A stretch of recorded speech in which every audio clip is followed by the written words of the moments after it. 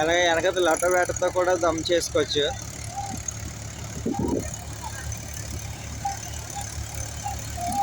మోరతో నుంచి పొలంలో నీరు నింపుకొని నిండాక లొట్ట వేటతో కూడా దమ్ చేసుకోవచ్చు. ఇవన్నీ చేస్తాను. ఫస్ట్ ఏంటంటే మొత్తం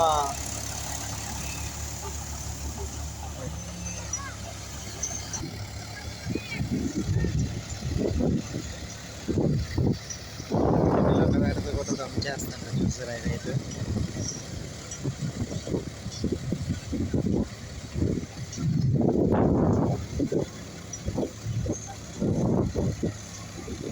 పొలంకి నీరు పైపుల ద్వారా కానీ లేకపోతే చెరువు కట్టల ద్వారా కానీ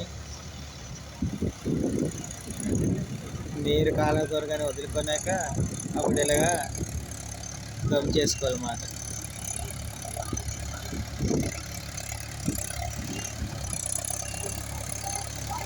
వరి పొలానికి దమ్.